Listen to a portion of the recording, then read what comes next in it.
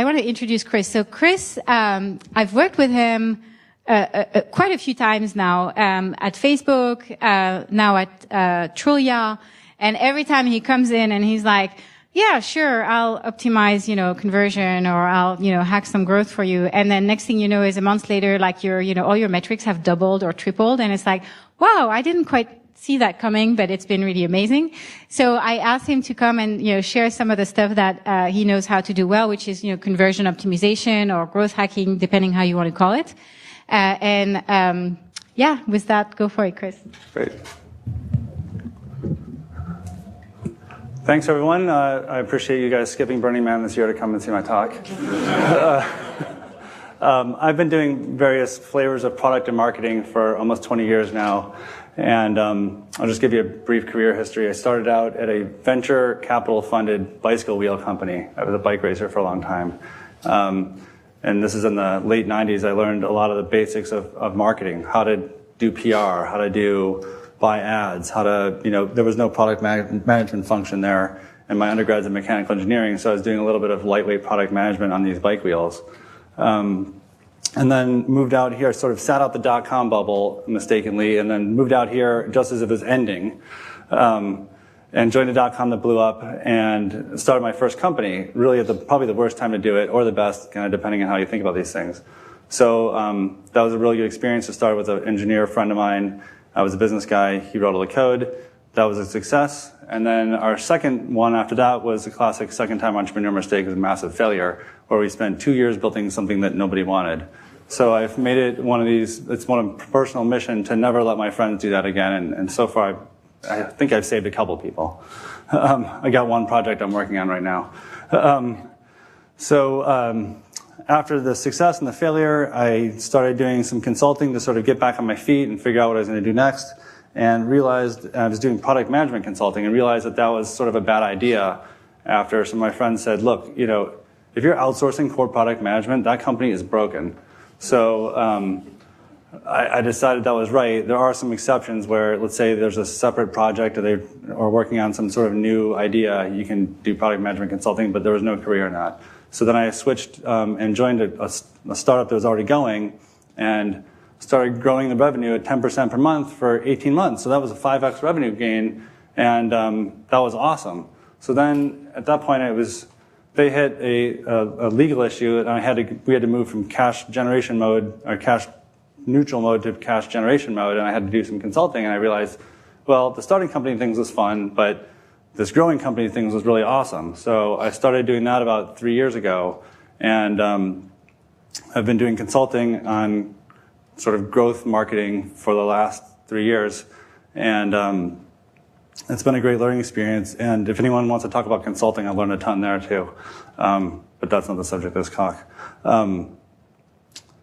So that's been really great. In the meantime, all this growth hacking stuff got really popular, so I thought this is a good slide to start with. My friend Tom made this cartoon sort of making fun of it.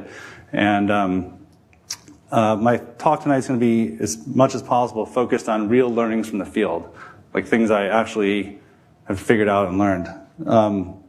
So the overall theme, I think, of all this growth hacking stuff and being data-driven is figure out what works and do more of that. But to figure out what works is the hard part, right? Like, how do you figure out what worked? Often there's not good instrumentation in, the marketing funnel, or, people make, hey, this worked, and you sit around in a meeting, everyone's sort of coming up with these theories about what worked. The figuring out what works is the hard part. So why conversion rate optimization? This is where I focus. I tend to focus primarily on, once people came to the site, how do I get them to sign up or buy or do whatever the desired action is? And I've got a couple of reasons why this sort of fits in the natural next step. And first, it's a super high ROI activity. It's super measurable. So, hey, like SC said, hey, you came in, the metrics are up. Like Chris started, the metrics went up. Great, right? So I can. It's not like, oh, well, we designed this thing or whatever. It's very clear. I think it's also interesting because it's really impossible. It's almost impossible for competitors to copy. Someone can't be like, oh, they did this, and so we're going to copy it. They can copy your ad campaign, or they can copy, let's say, in stock trading or something, they can just copy your trade and take advantage of you. But with all the conversion rate stuff and all the little tweaks that happen to the website, they can't really copy it. And then I think the other thing is, the other two kind of are related, is that it builds long-term business value and it scales the business, accelerates the scaling of the business. So if I stop working for a company, or the company stops, optimizing their flows, those flows stay at that accelerated level. It's not like when you're buying AdWords or something, you stop doing advertising, everything tanks. This just builds long-term enduring business value. So where does CRO fit in the marketplace these days? I kind of think about it as the middle of product and marketing. So this brings up a whole bunch of issues. One of my good friends that I ride bikes with on the weekend is the head of a big creative agency, advertising agency in the city.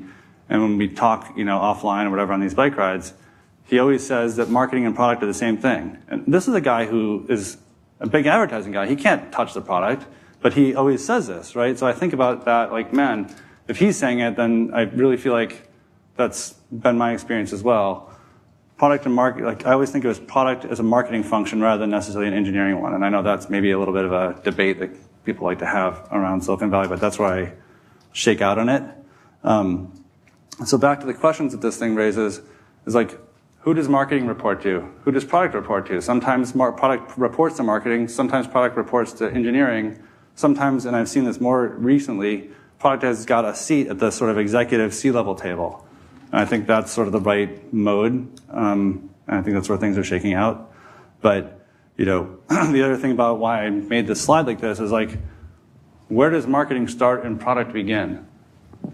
Is it when the person first logs in? Is it when does the marketing only bring traffic to the website and then product takes it from there? It's often a very blurry line that no one really knows.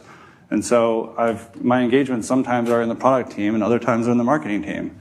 And we've seen some of the larger internet firms have the sort of growth team or conversion team be its own little team that's not part of marketing or not part of product. They'll actually service those disciplines. So I think about it in the middle of those two. And then the last thing I think is the conversion rate stuff and the optimization is generally not in anyone's job description. So if you go look at, the CMO or the chief product officer or the VP product, the job description often does not actually include conversion rate optimization. And so when the CEO or the board is coming to the marketer or the product person and asking how they performed, well, they're going to perform against those things that are the desired, how did the PR work, or how do these sort of the desired actions that are in the job description. And because of that, I think these people realize that it's important, and so that's why I end up with a job as a consultant, but it's still a backwater of these two disciplines. And so I think that presents a pretty big opportunity, actually. My friend Cindy has this thing, and it ties into the marketing product of the same thing. I think that this captures a sentiment of how I think about product. The experience is a product, right? Apple does a great job of this, where the experience starts from the moment you, let's say, saw an AdWords ad for the problem you're trying to solve, and then it goes to the website, and what was the website experience like? Then once it comes, like, what was the box like? And then once you actually get the product, people think of the product as the thing that's in the box, but I think it's really the whole overall experience. And then in my quest to give you as much little tricks as I can, my favorite product management trick that Cindy taught me was P3. So you'll have people, if you're a product manager, and someone's like, we need to do product, feature X. You're like, okay, great, it's P3 in the roadmap. But all the product managers know that like P3 never gets built. But you can say it's in the roadmap. So I wanted to cover 4 kind of broad subjects today. One is sort of general tips and advice. The next one is the tools that I use. Then I want to talk about how to make a good product great. We've got a little process for that. And then I wanted to walk through a case study from a client that I worked on for a while. So tips and advice. These are the things that are sort of have figured out and worked out, and I thought, I sort of learned them the hard way, so I thought I'd share them as much as possible and try to make them as actionable as possible. So this is product management rule number 1. My friend Dylan, who's a product manager at Yahoo now, never make it hard for people to give you their money. It's amazing to me how often you go to a website or try to buy something, and they make it hard for you to give their money. Their checkout process is broken, you can't find the thing you're looking for. just making it hard to give their money is the number one rule of product management. Like, make it easy for people to give their money. This is kind of an interesting one. I find consistently across clients, and this is actually kind of an interesting part of my job as a consultant, I get to peek under the covers at the operations of a lot of different companies. And what I find is the corporate culture of the company is the biggest challenge and also the biggest opportunity. So a good client is one where they're excited about doing doing conversion rate optimization. They understand it. They've got a little bit of engineering bandwidth available. They've got some designers who are excited about it. The product manager's excited. I think it's, if a bad client is, well, the engineers are not so excited about it. They're going to undermine the thing. They think they're better marketers than the marketing people, and so they're trying to mess around with your tests. I've actually had that happen. I'm trying to figure out how to filter clients for it. There's a friend of my brother-in-law works for a big company, and he said that the senior management there would hate this stuff because the data might refute their personally held beliefs, and therefore you would have, they wouldn't want that, and you wouldn't have a job because, they want it to look like X, and you found that Y was 30% better, and they don't like that because they think X is the way to go. So I think there's it's a big challenge, but I think there's a big opportunity there as well because of the challenge, right? Anytime you have challenge, there's an opportunity. The way I often break the ice on this whole opinion thing, which is I think what we often face at, when I come into a client, everyone's got the traditional way of doing a website design is everyone sits around and comes up with oh, I think it should be blue, I think it should be green or whatever, right? And so, I like to bring up this quote because everyone sort of laughs when they read it. Especially the senior manager, or whoever's the boss, is oh yeah, I guess you're right, right? And sometimes they'll echo it back to me later. When people start getting too much into opinions. So that's a good quote you can use in meetings to when people are starting to talk about, well, I think it should be blue. This keyword I love. Right now, when you talk about designing a new website, you often find that the orientation of the discussion around what the design might be is oriented around it being very permanent. Oh, we're going to make it black. Well, they think, oh boy, if we make it black, I don't like that. It's very permanent. But if you use the word experiment, you can sort of get away with anything, right? Well, let's make it black as an experiment. Well, it implies that it's going to be short term. It implies that it's only going to go to a number of people. It implies that if it fails, you're going to get rid of it right away. And if it implies that if it wins, great, we're going to go with it. So I use the keyword experiment. Hey, it's just an experiment to sort of diffuse a lot of this internal discussion around, well, I don't want to do it because I don't like it. And then I think that this ties into the threshold of well, should we even run this experiment? The question I like to ask is, well, if it wins, would we actually hard code it, make that the site? If the answer is no, then don't bother running it unless you have some other reason. But if the answer is yes, then run with it, right? Black, great. One story that I like to share on this one is, but when I was first doing this stuff, I would just run tests without clearing it by the clients. And a friend of mine ran this site that was for recruiters. And he had sort of two little calls to actions, try us and learn more, equally sized green buttons sort of on the side. So a test I did, it was this huge, gigantic red button that was try it free. So I ran it, didn't tell him. And a day or two later, I get this call or a crazy email, all caps, the site is messed up. People are freaking out. Oh my God. So I just waited a couple days, Machiavellian style, and got the data back. And I was well, that huge red button is actually 30% more signups. So we can go back and change it back to those little green buttons, but you're going to expect a pretty significant reduction in signups. So then I get sort of a much more humble email okay, but make it look good instead of that giant, horrible red button. So what I've since done is adjusted the process to, get client buy-in ahead of time. So, and fortunately, I've gotten a little bit of credibility now so that I can, get away with more sort of red button type stuff. But it goes back to the keyword experiment, right? Like, it's just an experiment. We're going to try the huge red button or whatever. Let's see how it goes. Okay, next piece of advice is to learn a little bit of technology. So I'm not an engineer. The closest I get to engineering is like sort of my own little website and just messing around with CSS and stuff and Optimizely. But I think it's really important as a product person to actually learn a little bit of technology. And there's a couple of reasons for that.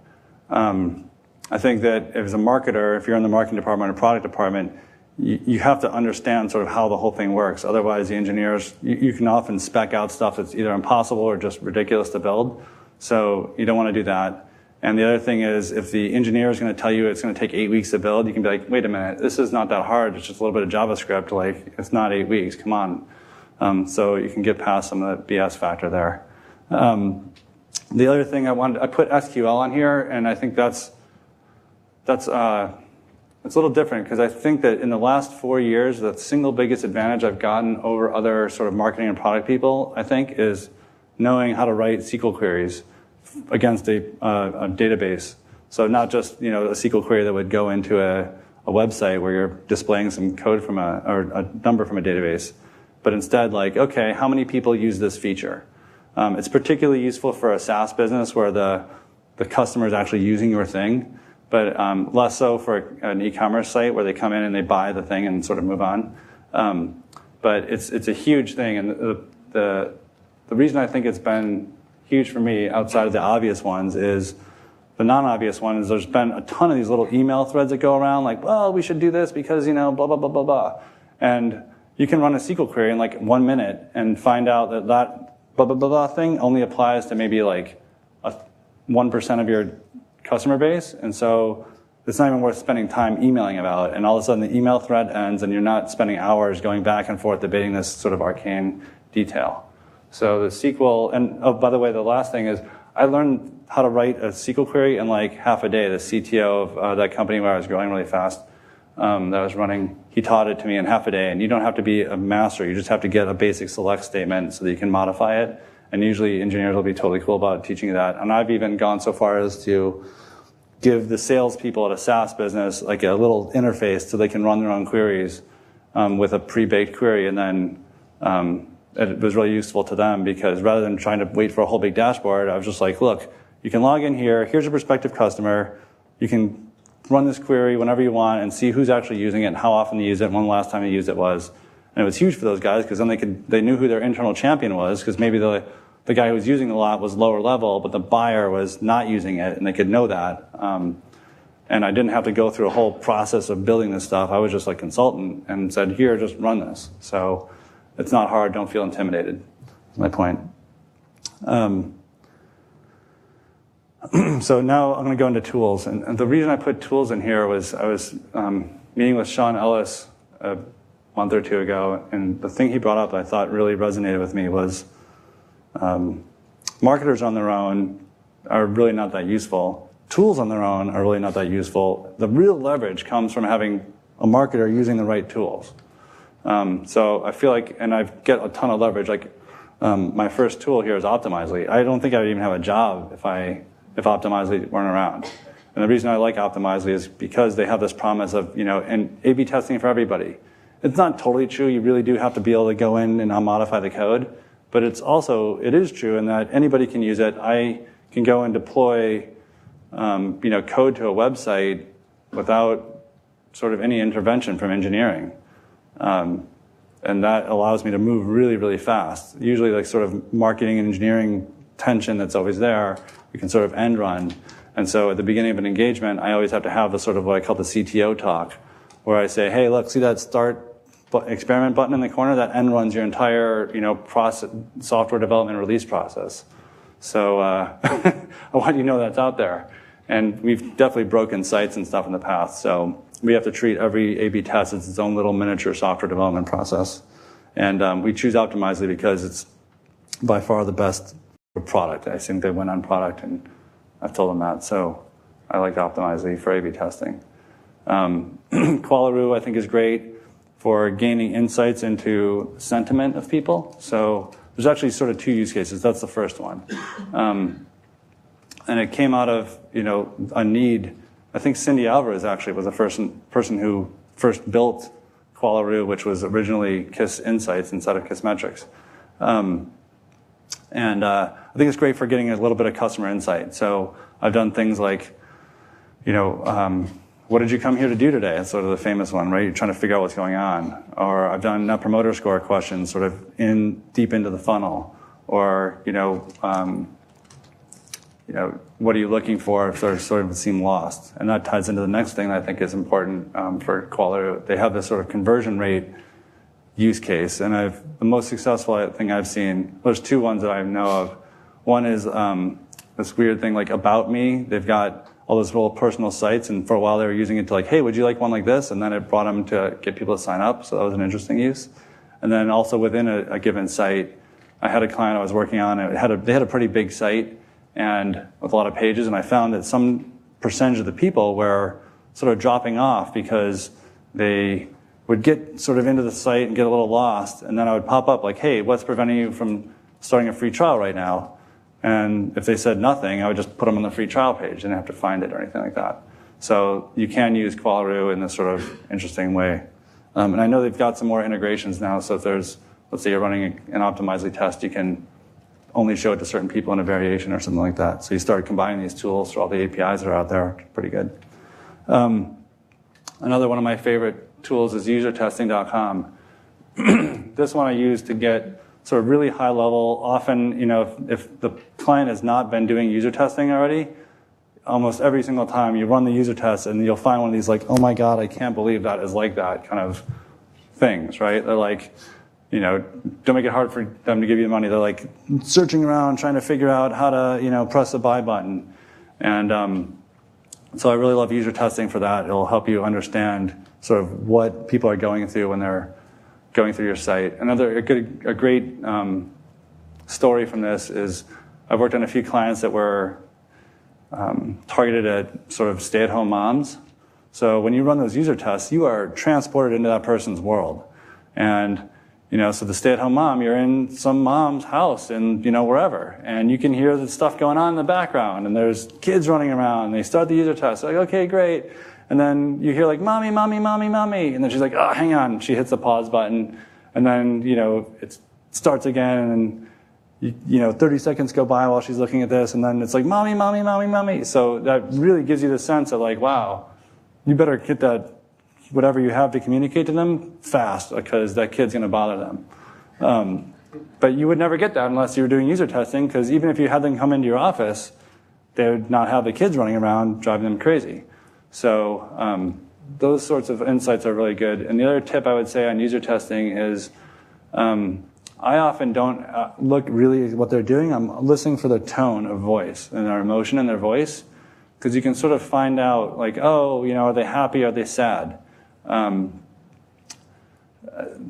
just take a quick digression here. There's another use case that I've done with user testing that's been actually kind of a little interesting thing, where I've used Azure to make a very high resolution prototype and then run it through user testing and see how people react to it. So you can basically make a very clickable simulation of the site you're trying to build, run it through user testing, see where it's messed up, go rev the mock-up, then run it through user testing again. I've gotten to be able to do 2 rounds of testing in one day because it comes back so fast. And that is somewhere between 10 and 100 times cheaper than, building something, putting it out there, waiting for the whole thing to get out, and then getting the data back and then changing it. So that's a huge thing if you're an early stage startup, or even if you're trying to work on a flow. The mocking up the proposed flow and then running it through user testing can just be huge in terms of the savings of your time and energy. Crazy Egg is heat mapping tool. I like Crazy Egg specifically because it integrates with Optimizely. So on a per variation basis, I can see where people are clicking and how far they're scrolling down and that sort of thing. So we've got, if you're running an A/B test and let's say there's a different main hero image, you can find out, how far they scroll down. Maybe the new hero image is getting people to scroll further down because it's not what they want, or vice versa. I think a story that's great that I've done a few times is the main nav of a website. So we'll run a main nav test. I had a client, I still do, that makes iPad cases. And when I came, their main nav was oriented around, we have hard cases and soft cases and all the type of product lines that they had. And we pretty quickly found out that basically what people were doing was they'd come to the site and they had an iPad mini or an iPad 3 or whatever they had. And so we reoriented the main nav around the type of device they had. So now it says, iPad 3, iPad mini, iPhone, whatever. And that was a huge amount of lift, and it was really obvious in the heat map software. So that's been really useful. The other thing I think with Crazy Egg and main nav stuff is that if you see lots of clicks on one little area, then that's a huge problem. Because basically you're not giving the people what they want on that page. You might as well take whatever's in that thing that they clicked on and bring it onto the page, the main page. I'm just talking about home pages. You might as well bring it up to the page that they're on, so that way they're getting the information they need, right? At the end of the day, all this stuff is about like helping people make an easy purchase decision. So like when I talk to people that don't know anything about all this stuff, I just say that I'm making it easier to use, the web easier to use. And everyone can identify that with that because everyone's been to some crappy site that they couldn't find what they wanted and everything. And at the end of the day, all this conversion rate stuff ends up making it easier to use. Like I said earlier, the A/B testing programs all become their own little miniature software development projects. And we found that out the hard way as I started to get more people helping me out. And so we looked at all the different tools out there, and we like Trello the best. I think the biggest reasons are because these are miniature software development projects, so they fit into one little card. And at the time, Trello was the only one that supported this, but we have a 12-step checklist that we go through every time we make an A/B test. And so Trello was the only one that supported checklists within an individual task. So we went with that. I've heard Asana has got that now, and we're going to test it out, I think, but Trello has been great. And that ties into Slack. This one is new. I think everyone's sort of heard of them now, but I thought I'd bring it up because we adopted it after a client brought us into HipChat a few months ago. And we liked HipChat, but we couldn't start our own HipChat because we were already sort of tied to the client's version of it. So we searched around for an alternative, found Slack, and started using it. It was really great. Then we realized about a month later that we were suddenly much more productive and we were making fewer mistakes and everything was going great. And I was like, wow. And I started reading about Slack and I realized that it was doing its job. And what they say in these articles is that it reduces internal corporate email. And then I looked back and I thought about it and I was like, that's what's actually happening. We have almost no internal email. I've got 3 or 4 people, 4 or 5 people actually now, working on all my conversion rate optimization projects. And we hardly have any email at all. So this has been a huge productivity booster for us. I know other companies that are larger than us have used it successfully. Okay, so moving on to the next topic, which is sort of how to make a good product great. And I've got a little process for this I wanted to walk everyone through so that I can hopefully illustrate it. And I've seen it work at a bunch of different places, so hopefully it's useful to you. So step 1 is ask the Net Promoter Score question. You've probably seen this elsewhere. But the people you have to ask this of are those who are engaged and have used your product. You don't want to ask some guy who just signed up today, like, hey, 0 to 10, how much would what do you think about us? They've got to be someone who's actually experiencing prior product life cycle so that they've seen the good, they've seen the bad, and they know sort of, what's going on with it. That way you don't get sort of a false signal. A lot of people ask this question also after a cancellation or some sort of other sort of failure event or transaction. You really want to try to ask a broad swath of people who have experienced the product. So proactively go out and ask it, is my suggestion. The key to this, though, is don't just ask that question. You have to follow up with, why did you answer the way you did? I'll explain that in a second here. So what you do is you run the numbers and you look at the 0 to 6s. These guys are the detractors. And you have to fix what they complain about. So this is actually a lot easier said than done. It's actually fixing the things that they complain about is hard. Because they're going to be broken because of whatever institutional reason, right? Like, hey, the product is too stiff. Well, making it not as stiff is going to be hard because we'll have to change our molds and change all this stuff. Or, I can't log in with more than one email to your account. Well, our data model is broken. We have to go back and fix that and all this stuff. It's a mess. They're like, well, how big of a problem is that really? Well, this helps you figure it out, right? Like, if there are a lot of people are complaining about it and giving you a 4 because you can't log in with more than one email address, you got to go fix it. Often these sort of details are minor. And the thing I like to do is, I think the use of this is to take all the P2s and P3s. Often these things are in those P2s and P3s, and those are the ones you can promote to P1 because everyone's actually complaining about it and messing up your product because of that problem. On the other side of the spectrum, these are the 9s and 10s of the promoters. These are the guys who you're delivering value for that they can't get anywhere else. So you want to use their words in your marketing materials. And I've got an interesting story on that. I was working for a company that makes an online solution for professional music creators, like DJs and rock bands and stuff. There's a whole big production process around that. And they had sort of 2 modes for it. One was backing up all the files, and another one was sort of sharing collaborating with their other music people in the production process. And we asked a series of questions, and we found that a lot of people said the word collaboration. So then I went back looked at the website, and the word collaboration didn't appear anywhere. So all we did was we just put collaboration in the headline. This is the best, software for backup and collaboration, whatever. And that was a huge lift. So you can use this, and I've done this a bunch now. You just look for those certain words that they use frequently in their description of why they gave you a 9 or a 10, and then put it into your AdWords or whatever marketing materials, website, anywhere that you want. Fortunately, there's an app for that. I found it, this guy Caleb started it maybe a year ago or 6 months ago, and I've brought it into a bunch of clients, and I emailed them prior to this, and if you email him at his email address there, he will give you a free month of the $99 plan, so you can try it out. Also, Zendesk just recently released a new feature that does almost exactly what Delighted does. So if you're a Zendesk user for your customers, that's a nice way to do it.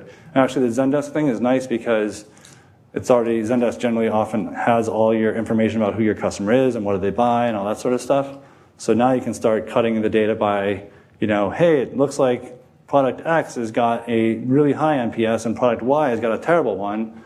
Let's go fix whatever's wrong with product Y and raise the overall thing because product Y will affect sales of product X as people talk about the overall company. I use it myself. So this is an example. It does work on small data sets. I just sent it out to everybody who I've been working with or I basically ever have. And you can see, I looked at okay, well, what value am I actually delivering to my clients, right? It turns out that I have good ideas for tests, and we actually can go do them, right? The clients don't have engineering bandwidth to try this stuff. So now I know to go reorient my marketing and my pitch when I talk to a potential customer around those are the kind of core pieces of value that I can deliver.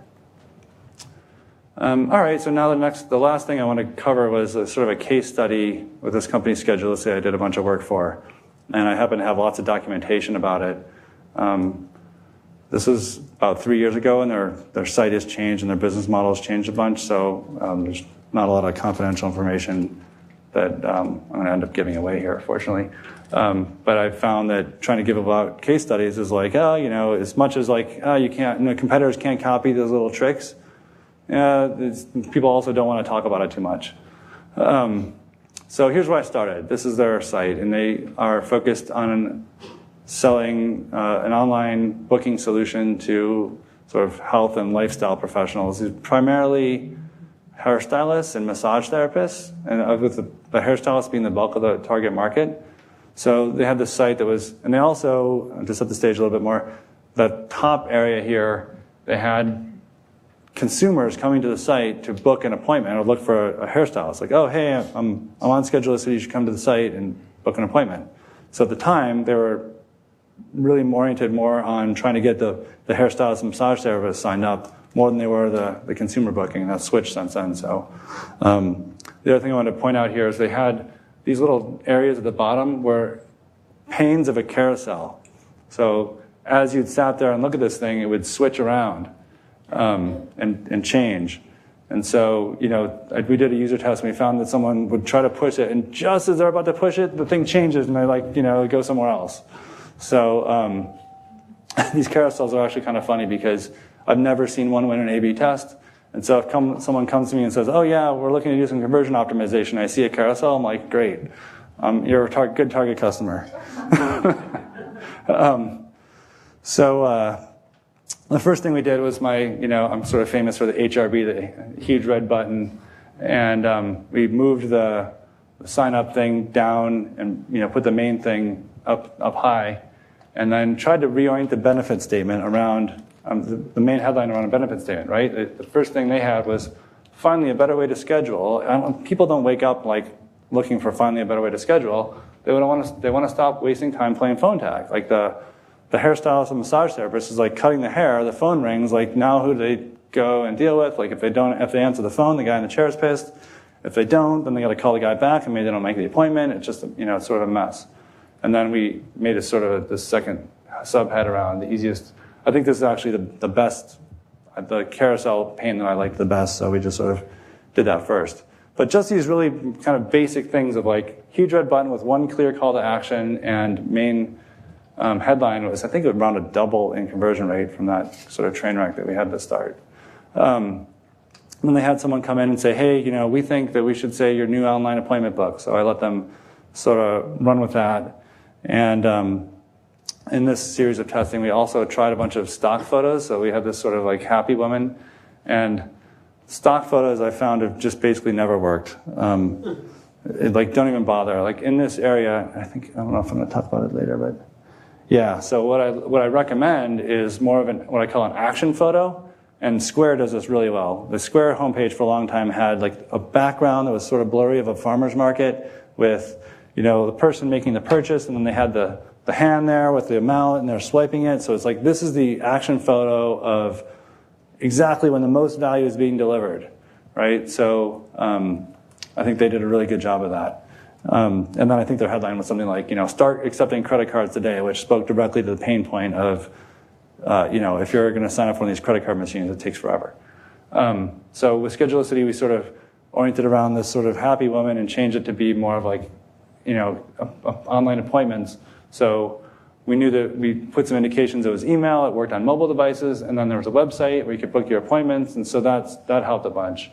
The other thing that I think is part of the overall structure here that worked was this sort of 4 bullets, and this information architecture has worked consistently. I've tried a bunch of different things, and often for SaaS businesses particularly, especially if you're selling to other small businesses, this IA works pretty well. We have a headline and maybe a subhead, 3 or 4 bullets, and then the main call to action. Right now it says try it now for free. What I found is actually just try it free is save you a bunch of headaches. If you have a SaaS business, just go with try it free. The other thing was this color palette sort of matched the site better. Then actually, if you look at this is a sort of funny thing. This was me just sort of messing around with HTML and CSS and hacking graphics together and stuff. And then at this point, we're like, okay, this is pretty good. What if we, let's get a real designer to actually make this thing look good, right? So then we basically did the same thing. So same content, designer did it, 15% increase. So there's the value of Chris Neumann graphic design, which I do not recommend over a real actual graphic designer. I just want to share where we shook out at the end of the project, because there's a few interesting things here. And if you step back and think about it, now I can look at this thing and say, okay, well, here's how we got there, right? The end appointment scheduling hassles was really the core thing they were trying to deal with. Instead of the phone tag thing, was actually the appointment scheduling hassles we were trying to get rid of, right? And then there's this $786 million worth of appointments. We tried a bunch of different numbers there. And the thing that, and I've seen this consistently, the thing that works is to find the biggest number. How many emails have you sent? How many, whatever. Just find the biggest number you can. And then that would often sort of auto-increment, like the national debt clock, where it's just sort of changing. That social proof really helped a lot consistently. So, You can try it. I haven't seen it around too much lately, but definitely worth trying again if you're doing this. We had our 4 things, but one of the interesting ones here is the first one, would check your schedule from anytime, anywhere. So that one, I didn't touch on it, but having just in-person customer interviews really helps. So I took a hairstylist that was using this thing, and we had a beer after work or whatever, and we sat around and talked to this person. And one of the things that we realized was that they're often switching from a paper appointment book. So when that is the case, there's only one appointment book. Well, what would happen is the person would go home and be like, oh, do I have a 9 or an 8 o'clock? So then sometimes they would drive back, and other times they would just go in at 8, right? So we just check your schedule anytime, anywhere, and that was I think a 10 or 15% lift. So just getting those insights from understanding the customer's experience and what they're going through can really help. And I think the other thing to point out here is there's a lot more social proof too, right? So Shape and CNN, that wasn't in the previous version. We had sort of Facebook stuff. And then, one other thing was this allowing the clients to self-book. That's in last. We did a lot of testing on rearranging this stuff. But allowing clients to self-book was kind of interesting because in 2011, they weren't doing so much of that. Mobile phone adoption and apps have gotten a lot bigger. So it's last, but it did provide a small amount of lift because people were like, when they adopted this thing, they weren't really necessarily ready to sign up and let clients book themselves. They just wanted to get out of that paper book thing. But then they could look forward and say, that makes sense. Maybe people can self-book. And actually what we found, it was interesting, the hairstylists, if they push really hard on their clients to self-book, they can get a huge rate of people dealing with it, and now the phone stops ringing. It's pretty interesting. So a quick summary. Figure out what works and do more of that is sort of the overall theme. Corporate culture is your biggest challenge, but I think also your biggest opportunity. It's not always clear who owns CRO, and so it's a big opportunity. I think that's kind of tying into the corporate culture. If you can sort of own CRO on your own, I think especially if you're lower level and looking to sort of level up, that's a good opportunity to go after and get some wins. You can say, hey, look, I did X, and it got us 15% more sales. Awesome. The good tools give you leverage as a marketer or as a product person. Use the experiment keyword, learn a little technology. Delighted. Email me. There's my email address in case you have any questions. Happy to answer questions about this talk and also consulting. And then the last one, I'm eating my own dog food. So when I have grown my consulting business, I've tried a lot of things to see what works. And the one thing that works is having people on my little monthly email list. So what I do is I email out, here's the things I've learned in the past month. I try to make it one kind of nugget of stuff that they've learned, and I sort of send it out to everybody, and more often than not, a new client comes up, and I stay sort of top of mind as the guy to call when you want to grow your business. So under the heading of figure out what works and do more of that, that's what I do. So thanks. Love to take some questions.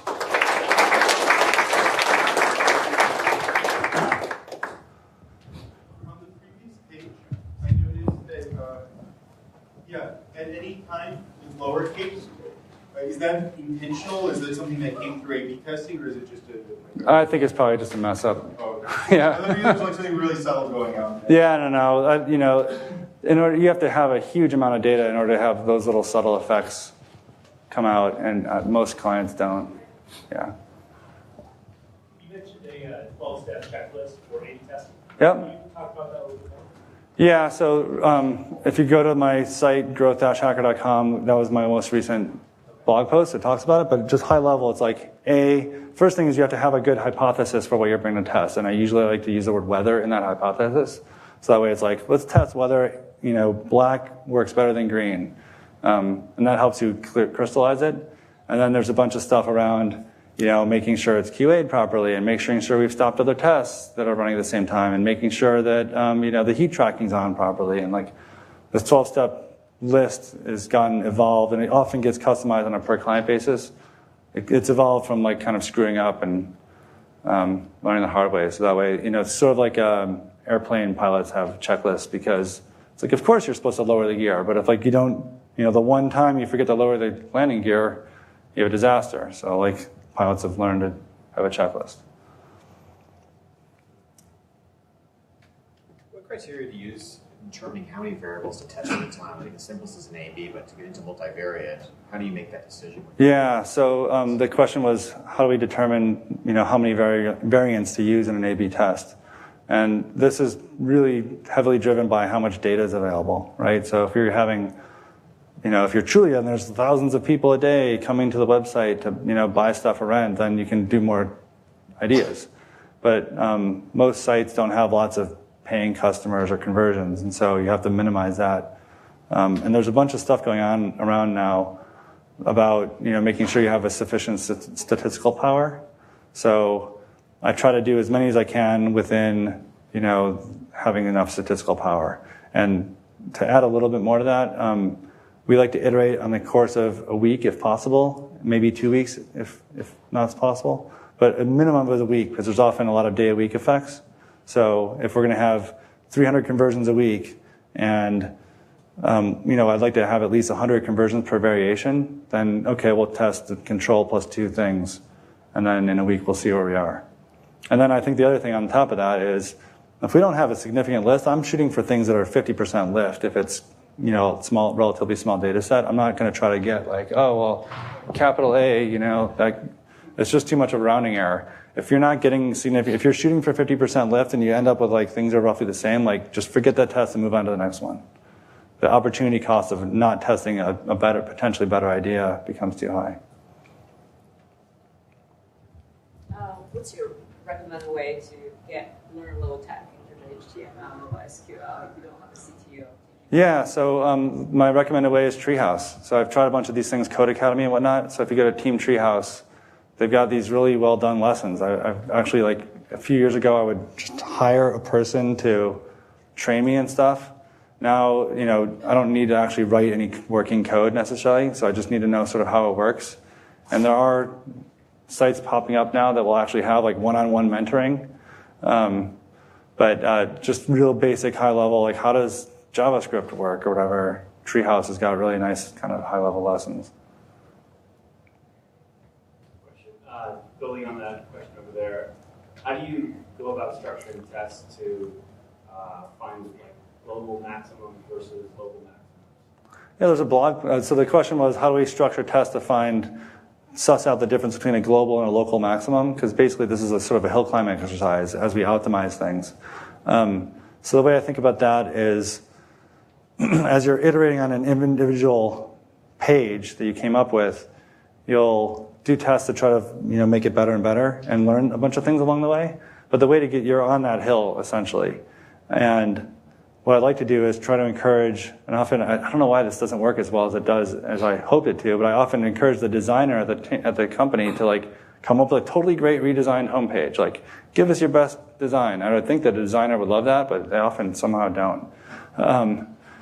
I don't know why, but even what I would say then is like, hey, we have a really great homepage that maybe isn't optimal, but we think it's better. And if it performs even close to the previous page, then I would prefer to optimize on the new homepage because I think that there's an opportunity to get to an even bigger maximum. So that's loosely the structure. I've seen a few blog posts talking about, well, you can iterate into a global maximum, even just through general iterations. I think the answer is somewhere in between. And I guess my experience in this is like, hey, I had this information architecture of head, sign, subhead, a few checks, try it now. That I sort of evolved naturally through a bunch of testing. So I don't know, I tend to just head right for it these days. Maybe there is sort of an overall human global maximum for B to SMB type stuff. Yeah, so this notion of a hill climbing exercise is that the computer science analogy is like you're dropped on some random place in the terrain, like the side of a hill, right? Let's say but you don't know where the top of the hill is, so you just, take one step, is this higher or lower? You just keep going through that. Well, if you're dropped on the side of Mount Tam, you'll get to 2,400 feet or whatever the top of it is. But if you're dropped on the side of Mount Everest, you'll end up at the top of Mount Everest, right? So how do you get away from, when you get to the top of Tam, how do you get to the next hill? Does that make sense? Yeah. Is there any pushback that you're over-optimizing the site? No, I think they just fire you at that point. Like, there's no such thing as over. I mean, basically the way that's kind of being facetious, but what I've seen to answer that question is like basically you just start peeling the onion back, right? Like you get deeper and deeper into the funnel, you start segmenting traffic a lot, right? So for instance, these guys were doing inbound traffic from Facebook and Google at the time, and they were sort of splitting things equally. And I looked into the data a lot more closely and found that it turns out that the Google traffic was converting at 10x out of the Facebook traffic. So like, wow, we reallocated to Google, but also maybe people are looking for something different. So you start peeling the onion back and looking for these landing pages and stuff. And the thing that I thought was the most interesting is I talked with one of these online lawyer firms at one point, and the incorporation keywords have like this massive battle going, and they knew exactly what first place versus second place was, and then they had an entire team of people optimizing the funnel because the value was so high. So I think what basically happens is you start getting into these little, very micro optimizations on all these little, either both segments and then within the flows. This is a fairly static content homepage for like e-commerce sites where there are millions of products to promote, etc. I mean, have you done anything around there? Not with tons and tons, like millions of products, not as much, but I think that, the thing I find, and this is why the carousels don't work, is no one just sits around like watches a website, like a TV show or anything like that. They come in, they're scanning it really quick, and they're moving on to the next thing and to decide if it's the thing they wanted. So if you have millions of products, if you look at Macy's, there's a lot of like shop men's, shop women's. You start subcategorizing it and getting it into the right spot. And even the iPad case guys, right? Like they had a bunch of products. So we said, okay, now you've got an iPad mini. So I show them the options. Once they click that, they're into the options for the iPad mini. So you help sort of going back to the high levels, like, okay, we're helping people make a purchase decision.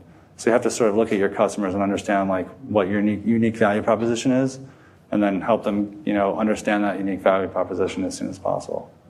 Like if you're just lowest price, then say lowest price, right? Is that helpful? Yeah, cool. All right, last question. Okay, I would try optimizing something with longer search cycles when the cost of providing like trial is like non-zero, kind of like when you want to put like credit cards first or later, or kind of like. You're saying something with a long purchase cycle. Would this be like a high consideration purchase? So something that you have to think like a car? Kind of like higher level that it costs you something to provide this trial for customer, right?